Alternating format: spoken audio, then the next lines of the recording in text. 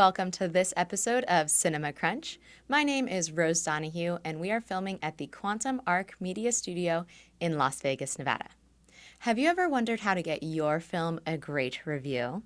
Well, hopefully we'll find out just how to do that with my guest today, film critic Josh Bell. Hello. Hello. Welcome. Thank you. Give us all the secrets. Good to be here. There are no secrets. It's not a formula that we've all been hoarding or something like that. Although some people think that it is, but it's not. Okay, good to know. There's no conspiracies of any kind. There's no film actors, guild, critic, review, mishmash. No. Although if you Illuminati thing. If you read some people on Twitter think there is some sort of like every critic of any kind has sort of like met in some secret room somewhere and has decided to anoint this movie and trash this movie. People believe things like this. It's kind of amazing to me that they think there's some sort of organization of all of these disparate people who write for different websites and do different podcasts. Places. And yeah, it's so disorganized as of course it should be because it's people's opinions. But I just the other day on Twitter I saw somebody claiming that there must be every week critics get together and decide this major blockbuster is going to be well reviewed, and this major blockbuster, we pick one each week that we're going to like, and one that we're going to not like. You guys have like a Facebook group, just do a little Facebook poll. Every critic who's ever written anything. I don't know how people believe this, but it's not true. Okay, all right, so we'll start off with the facts. Yes. No underground critic agreemts happening. No conspiracies of any kind. Okay, so as a film critic then, you yourself write and distribute your ideas across multiple platforms. Yes. So that adding to the conspiracy. Way too many things, right? Way too many things to keep track of. Yeah. But how did you get into doing film criticism? Well, I started, for a long time, I wrote reviews for Las Vegas Weekly, which is a local publication here in Las Vegas. And so right after I graduated from college, I started as an intern at Las Vegas Weekly. And I was just kind of doing, whatever was available to me as interns do. And I always had an interest in film. I'd taken some film studies classes in college and loved watching movies, which are really the only qualifications for being a film critic. And so, I mean, seriously, if you love movies, you watch a lot of movies, and you have opinions, then you can be a film critic. But an opportunity arose, among other things, do you want to go review a movie? And I thought, that sounds like a cool thing to do. I'll do that. Mm-hmm. And I enjoyed doing it and was able to do more and more of it as I was at Las Vegas Weekly, eventually hired full-time, spent a long time there, and then worked as an independent contractor there for, I think, around 9 years as the film editor. So over time, because I was into it and because hopefully they liked what I was doing, I was able to really make that the main focus of what I did there, doing film reviews and TV reviews as well. So you have reviewed nearly 2,000 movies and TV shows. Apparently last time I checked. Yeah, if you look on Rotten Tomatoes, I think they count those. That's a lot. I can't remember all of them, I'm sure. Sometimes I'll do that. I'll see a movie, or not see a movie, but read about a movie and think, what is this movie? And then I'll look it up and I realize, I saw this movie and reviewed it. And I remember nothing about it. They must kind of be a little bit of a blur when you've seen so many. Hopefully the good ones remain in my memory. And the really bad ones also remain in my memory, But the middle ground is a blur, Do you prefer writing bad reviews or good reviews? Well, obviously, I would always love to enjoy a movie. I mean, if I'm going to sit there for 90 minutes or 2 hours or whatever, I'd like to have a good time. I think it can be fun to write negative reviews, to really trash something. Tell them how you're feeling. As a writer, it gives you the chance to maybe show off a bit, to show how clever you are, to trash something. But, I mean, as a critic and as an advocate, I think it's exciting to be able to write a really good review, especially if it's a movie that maybe not a lot of people know about. Mm-hmm. And I see a movie like at a film festival or something and think, oh my God, this movie is so good and people really should see it. To be able to put something out there and say, you should know about this movie. That's really exciting. And as far as bad reviews go, like it's fun if there's a Hollywood movie that's really bad. It can be fun to trash it and tear it apart. It's less fun to write a bad review of a small movie. I try not, if I have any level of discretion. Again, working for Las Vegas Weekly for a long time, there was a time when I would review a lot of local films, and I thought, oh, this is important. It's a local publication. I should review local films. But after writing a bunch of negative reviews of some local films that were really very bad, I thought, what is the value? Right, what's the benefit? Why do I need to let people know about this tiny movie that they would not know about just to tell them that it sucks and that they shouldn't see it? And so I kind of shifted focus when doing coverage of local movies. And there are a lot of really good local movies here in Vegas, more so now than there were 10, 15 years ago when I started writing about some of them. But so it depends on the kind of movie, I think. Yeah, that's understandable. And it's great to, wield your power for good in promoting films that are lesser known, indie, don't have the same budget as a blockbuster. Absolutely. So that's whatever small amount of power that I have. Yeah. Own it, right? Yes. What are some of the things that you look for during a film that kind of will help you gauge if you're enjoying it or not? Yeah, I mean, I think for me, there's basics. I mean, there's really basics, and we talk about like those local movies sometimes that were really bad, and it's like, do you know how to operate a camera? Can you get your actors in the frame? And sometimes there's movies that can't even do that. Okay. So yeah, starting with the basic level of competence. For me, I mean, story I think is the primary thing that I'm looking for. Can you draw me in with the story that you're telling, and the characters that you're building? A movie that's maybe not visually super inventive, if the story is fascinating, if the characters are well drawn and well acted too, then I'm going to be engrossed in that movie, even if it's shot in a very basic, rudimentary way, as long as, the characters are in frame. Right. So yeah, I think story, dialogue, I'm definitely a sucker for some clever dialogue, some good witty banter, performances, and that can... I think it's all a balance. A great performances can bring out more in a character if it's not written with a lot of depth. It can give you insight into a character where the dialogue is a little basic. And even a movie where the story is simple, if there's an impressive visual style, there's certainly movies that are more abstract or something like that, where the story isn't linear and isn't giving you a plot that takes you in a lot of twists or whatever, but is visually inventive. I think ultimately for me and for a lot of film critics, it's about seeing something new. If you see hundreds of movies a year, you want to find a movie that gives you something that wasn't in every other movie that you've seen. That's not to say that you can't do something great with familiar elements, and there are plenty of movies that do, but I think for me, novelty is something that appeals to me a lot. Yeah, I would imagine so. If you see that many pieces of content a year, that's a lot. Yes. A lot to keep track of. Yes. And it makes sense that you sometimes remember some and sometimes forget some. Right. Yeah, that does happen. Yeah. Yeah, I try to keep track of it. At least remember it to write about it. And then maybe it leaves Let it go. Yes. Right. It's kind of like taking a test in high school or something, Right. Okay, I passed the test. For it, now it's gone. Now it's gone. Yeah. That knowledge served its purpose. So you also present on KTNV, pardon me. Yes. Danielle Nelson, who you introduced me to, was on the show, and she's Danielle your contact great. there. Yes. So cool. Yes. So what's that format like for you?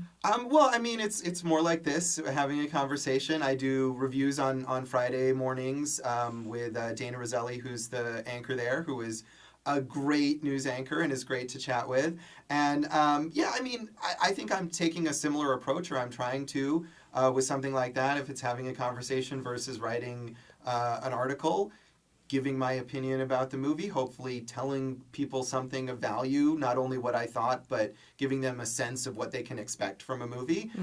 It's just more concise. It's a few minutes back and forth. But it reaches a different audience than something I might write in a print publication or on a website. And so it's always cool to reach different people. I do reviews on the radio as well. Yeah, super cool. On Highway Radio Highway here Radio. now. Yeah, I've been Very on cool. various radio stations over the years. And again, it's a slightly different approach, having a conversation, but hopefully reach a different audience. And, you can't necessarily go into as much depth in something like that. I'm not going to break down individual elements of a movie or give lots of specific examples. But give a snapshot of what I thought, and hopefully people appreciate it and don't yell at me on the street.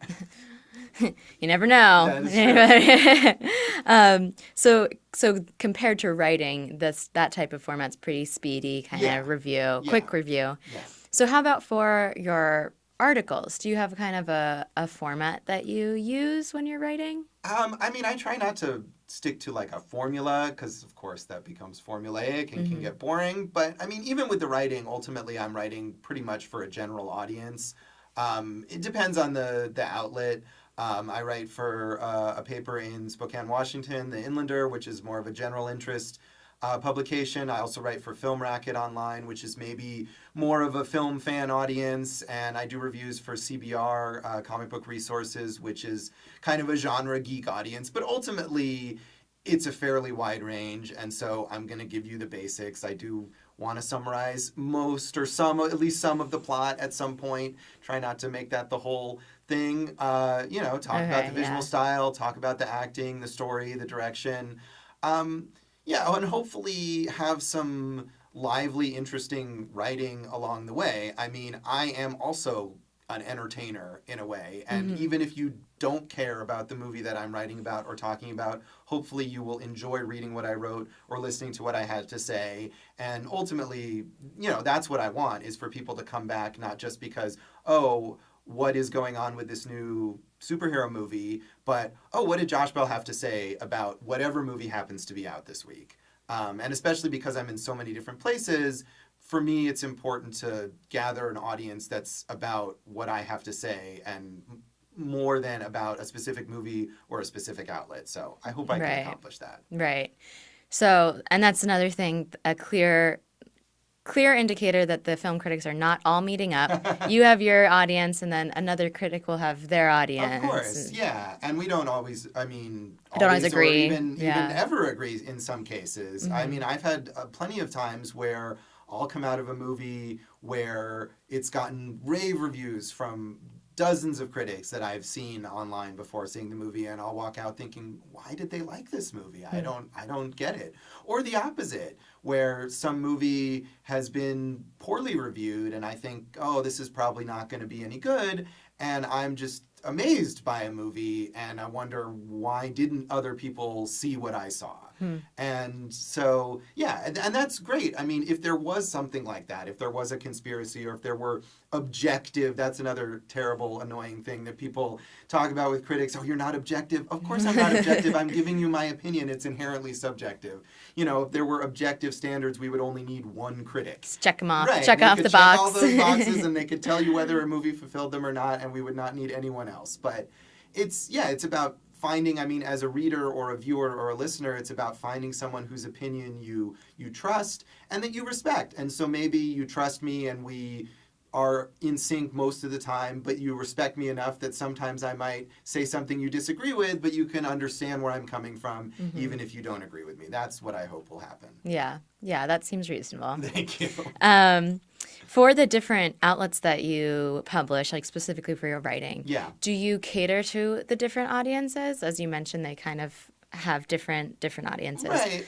Or do you kind of write something and just share it everywhere, see how it goes? A little bit. I'll know. I'm working with editors and they have standards for what they want. So with something like The Inlander, I know that it's a more general audience. I might explain a little more, especially if it's some kind of niche type film. With Film Racket, that is maybe more of a film fan audience, I can go a little more in depth and I have the freedom to have a slightly longer word count. And with CBR, I do a lot of reviews of genre-y stuff, and I know that the readers there probably are very familiar with, like, who Spider-Man is, and I don't need to give the basics, and I could reference some comic book things or whatever, or some geekier continuity things, and readers there will probably know what that is. So a little bit, but ultimately, I'm going to give my opinion that is my opinion regardless. And I think my writing, or I hope my writing comes through the same way in any of those outlets. For sure. For sure. So for someone who maybe would be interested in being a film critic, so prerequisite, loving movies and loving say it again, loving writing. Yeah, I would say, Yeah. And see a lot of movies. See a lot of movies. That's really love the watching thing. movies. Yeah, and then be able to express your opinion. I think that's a key thing, too. You can see a lot of movies and say, oh, I liked it or I didn't like it, but you need to be able to articulate why you liked it, what you liked about it, and why other people might like it. Right. Okay. And for the kind of, how much plot would you say should be recapped in a review compared to the criticism? I mean, I think there are some people who would try to shy away from that at all. I think you need to recap enough plot that someone can come away from the review understanding what the movie was about, because that's an important aspect to knowing whether they want to see it or not. But you definitely don't want to go point by point through everything. And especially nowadays with like big blockbuster type movies, people are so sensitive about spoilers. And I'll write reviews sometimes and I'll think, this is like the most basic setup of the movie and things that happen in the first 5 minutes that I absolutely have to mention in order to say anything about this movie. And people get really mad. How could you possibly tell me that Peter Parker was Spider-Man? I can't believe, what if in this movie Peter Parker wasn't Spider-Man and I didn't know that? Wait, Peter Parker, Spider-Man? Right, exactly. No! People get so sensitive. I saw, again, on Twitter, I would say, I can't remember what movie it was, but someone on Twitter getting mad at a critic for saying that they liked the movie, and just the fact that they thought the movie was good was a spoiler because it tells the person that this movie succeeded. I can't even understand. Got it. So yeah, you have to be careful about that for certain movies. Yeah. But I do think it's important to give people an understanding of what the movie is about, because that's the way that you can then critique what the movie is about. And if they're kind of deciding if they want to see it, a little bit of background information helps. I mean, it is ultimately also a consumer guide, and I'm not writing for Film Comment. I'm not writing an academic paper. I do need to give people a basic sense of what they might get if they go to the theater or dial up something on VOD and see this movie. Yeah, for sure. So you are kind of expanding at another outlet. Yes. You've just started a podcast. Yes. Aired in July. It was the Awesome Movie Year. Yes. Is the name of your podcast. We started in July. So cool. It is. It's very exciting. I mean, I love podcasting. I've done many guest appearances on podcasts, and I used to have a podcast via Las Vegas Weekly a few years ago.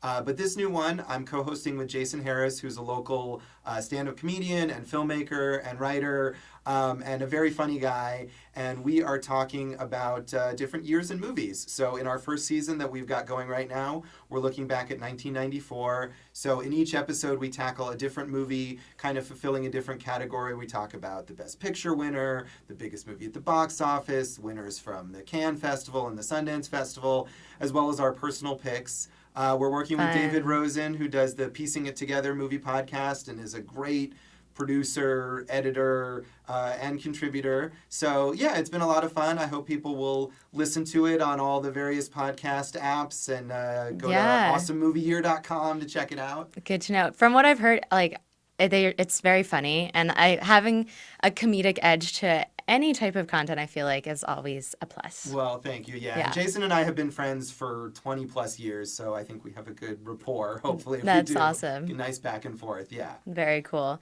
How did you guys decide what year to start with? Well, we initially had talked about doing something on 1999, which was kind of how this came about at first. Jason wanted to do a whole podcast about that because it's such a great year for movies, and there's been a lot of talk about that this year because of the 20th anniversary. But I think there had been so much talk that we felt like we were going to be maybe lost in the shuffle. Sure. So we looked a little further back, and it's a great year. I mean, every year is a great year. You can find great movies in any year. But I think we looked at some movies that we personally liked for that year. Pulp Fiction, for example, which we talk about, is one of my favorite movies of all time. Mm-hmm. And there's some other movies from that year that are getting renewed attention this year. The Lion King, for example, which is another one we talk about with the remake. So I think we just I don't even know. We said, what about this year? And Here we are. decided, yeah. But I mean, hopefully the podcast will continue and grow, and we'll look at a lot of different years, and we might get back to 1999 eventually too. Yeah, make your way around. Right. 30-year anniversary. Sure, yeah, that's an ambitious thought for how long we'll be doing this podcast. But why not? I'll take it. Yeah, Yes. Yeah. run with it. Yeah. Very cool. Well, are there any other little tidbits you'd like to share about being a film critic before we wrap up? I don't know. I've talked at UNLV classes before about being a film critic, and I think people look at it as sort of daunting in some way. But like I said, it really is just if you have a passion for movies and you want to share your opinion. I encourage people to get on like Letterboxd, which is a great site for a social networking site for film fans, to share your opinions, even if you don't want to be a professional critic, but to just share your thoughts about movies with other people. I'm on there. I love reading people's thoughts on there. So yeah, I mean, being a critic is just about telling people what you like about movies, and I love movies, so that's all I have to say. All right. No, that's a good takeaway. All right. Well, thank you so much for joining me today. Thanks for having me. And where can our audience find out more about you?